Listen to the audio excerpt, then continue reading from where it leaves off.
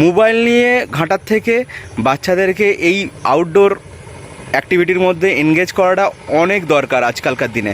এটা আমার ফিটনেস থাকার জন্য, এই মেজারমেন্ট করবার জন্য আমার এটা দারুণ হেল্প করবে। Hello guys, welcome back to a new video. তো 15 ডেজ ভিডিও চ্যালেঞ্জের আজকে হচ্ছে 8 নম্বর ভিডিও। তো আজকে সকাল সকাল চলেছি স্কেটিং করতে।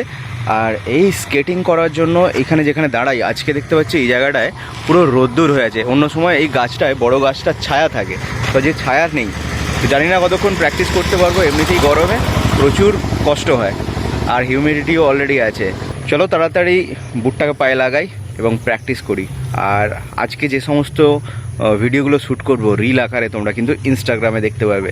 দেখো ইনস্টাগ্রাম আইডি এখানে আসছে। আমাদের মধ্যে এমন অনেক লোক আছে যারা বলে স্কেটিং করে কি হবে। তো স্কেটিং বড়রা হয়তো নাও করতে পারো, কিন্তু যদি তোমরা ছোটরা যদি স্কেটিং করো তাহলে একটা জিনিস জেনে রাখবে, এতে ফিজিক্যাল অ্যাক্টিভিটি অনেকটা হয়। মোবাইল নিয়ে ঘাঁটার থেকে বাচ্চাদেরকে এই আউটডোর অ্যাক্টিভিটির মধ্যে এনগেজ করাটা অনেক দরকার আজকালকার দিনে। তাতে মন ভালো থাকার সঙ্গে সঙ্গে ফিজিক্যাল হেলথও ভালো থাকে।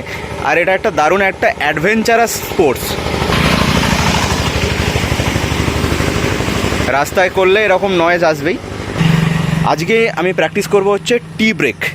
অনেক দিন ধরেই আমি টি ব্রেক প্র্যাকটিস করছিলাম। আমার কোচ এবার আমাকে টি ব্রেক শিখিয়ে দিয়েছে, টেকনিক শিখিয়েছে, সেটাই এবার আমাকে প্র্যাকটিস করতে হবে। এবং যত তাড়াতাড়ি এই প্র্যাকটিসটা করব, কারণ এই টি ব্রেকটাই হচ্ছে স্কেটিংয়ের মেন ব্রেক। তো এটা যত তাড়াতাড়ি প্র্যাকটিস হবে তত তাড়াতাড়ি ইমপ্রুভমেন্ট হবে। এবং এই টি ব্রেকটাকে অনেক সময় ড্র্যাগিংও বলা হয়।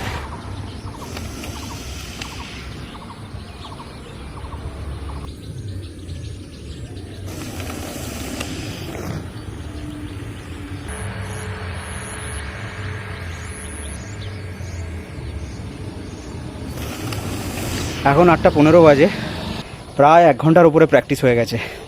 আর ভীষণ গরম লাগছে। এখন এই জায়গাটা অনেকটা ছাওয়া হয়ে গেছে। আর রাস্তার ধারে প্র্যাকটিস করলে যেটা প্রবলেম হয়, বিভিন্ন লোক এসে বিভিন্ন রকম মন্তব্য করে, বিরক্ত লাগে। কেউ কেউ দাঁড়িয়ে দাঁড়িয়ে এখানে এসে স্মোকিংও শুরু করে দেয়, যেটা আমি একদম পছন্দ করি না।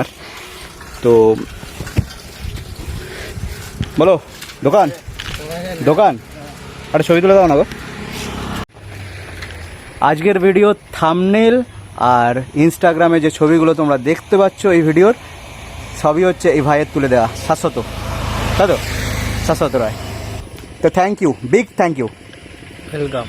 তো বলেছিলাম আজকে স্কেটিং করে এসি, এই জানলাটা লাগাবো, কারণ দেখতেই পাচ্ছ এত ব্রাইট এখান থেকে। এইভাবে ভিডিও করলে পিছন দিকে আলোটাকে আমি কন্ট্রোলই করতে পারতাম না, এখন থেকে এই আলোটাকে কন্ট্রোল করতে পারবো। স্কেটিং থেকে ফিরে এসেই আগে এই পর্দাটা লাগাবো, তারপরে বাকি অন্য কাজ।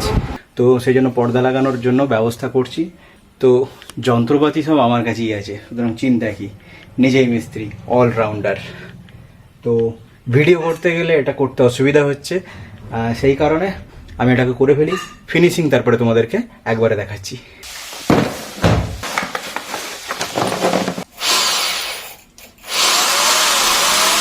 দেখো পর্দার বারটা লাগানো হয়ে গেছে, কিন্তু পর্দা খুঁজে পাওয়া যাচ্ছে না। একটা পর্দা কেনা ছিল, কিন্তু কোথায় সেই পর্দাটা আছে আর খুঁজে পাওয়া যাওয়ার জন্য মনে হচ্ছে এটা নতুন কিনতে হবে। দেখি যদি খুঁজে পাওয়া যায় সেটাই লাগাবো, না হলে আজকেই নতুন কিনবো। আজকে লাগাবো বলেছি, মিনস আজকে এটা লাগাবোই। অনেক দিন ধরে এটা করবো করে পেন্ডিং হয়েছে, আজকে এটা করবোই। তো যে প্রোডাক্টটার অর্ডার করেছিলাম, বলছিলাম যে ব্লগিংয়ে আমার এটা কিন্তু হেল্প করবে এবং আমার হেলথের ক্ষেত্রেও এটা কাজে লাগবে, সেটা হচ্ছে এই ওয়েট মেশিন। তো শুধু এটা ওয়েট মেশিন নয়, এটার অনেক ফাংশান আছে।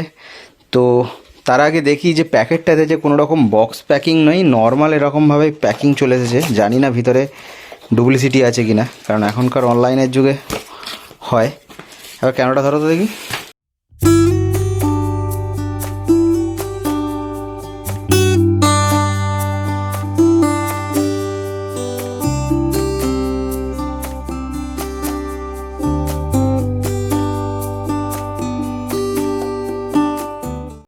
হ্যাঁ, এটা দিয়ে যখন মাপছি, এখন যে ওজনটা দেখাচ্ছে ঠিক এই ফোনেতেও এই ওজনটা রেকর্ড হয়ে গেছে। ফোনেতেও যদি দেখি, ফোনেতে ওজনটা রেকর্ড হয়ে গেল 79.85। এবং যখন এখানে দেখছি আমার বডি ওয়েট এখানে শো করছে আমার বিএমআই সেট করছে। আমাদের বিএমআই সুস্থ স্বাভাবিক মানুষের 18 থেকে 25-এর মধ্যে থাকে। আমার নর্মাল এজ হচ্ছে 36, কিন্তু এখানে আমার বডি এজ দেখাচ্ছে 41। তো ইমপ্রুভ করতে হবে। আমাকে দেখাচ্ছে এখানে ওভারওয়েট। কেন ওভারওয়েট দেখাচ্ছে? এই বিএমআই 25-এর থেকে যেই কমে যাবে আমাকে এটা নর্মাল দেখাবে। এখন ওভারওয়েট দেখাচ্ছে, দেখো। তো এই অ্যাপসটার মাধ্যমে সব কিছু এখানে জানা যায়। তো সেই কারণেই এই ডিভাইসটা কিনেছি। এটা শুধু ওয়েট মেশিন নয়, এটা আমার ফিটনেস থাকার জন্য, এই মেজারমেন্ট করবার জন্য আমার এটা দারুণ হেল্প করবে। যে পার্সেল আসার কথা পরে শনিবারে, সেই পার্সেল 7 দিন আগে আমার কাছে চলে আসছে।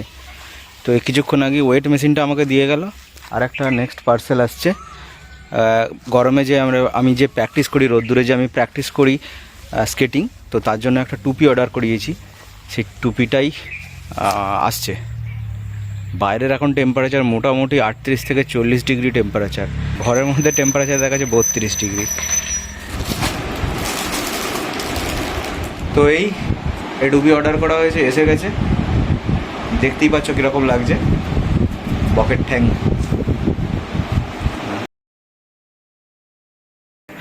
তো অ্যাটলিস্ট পর্দা লাগাবো বলেছিলাম, পর্দা এখানে ইনস্টল হয়ে গেছে। দেখো পুরোটা যদি এটা, হ্যাঁ পুরোটা যদি লাগানো হয় জাস্ট এরকম দেখতে লাগছে।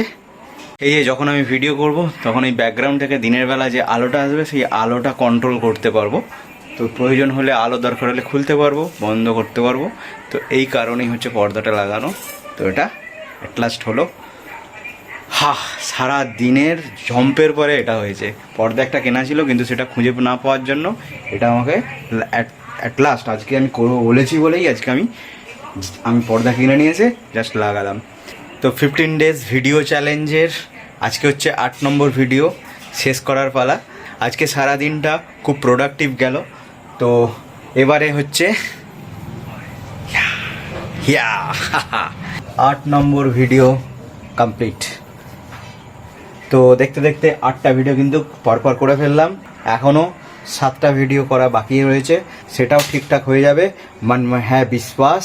আজকের ভিডিওটা এখানেই শেষ করছি। দেখা হচ্ছে তোমাদের সঙ্গে 9ম ভিডিওতে। ততক্ষণের জন্য বাই বাই।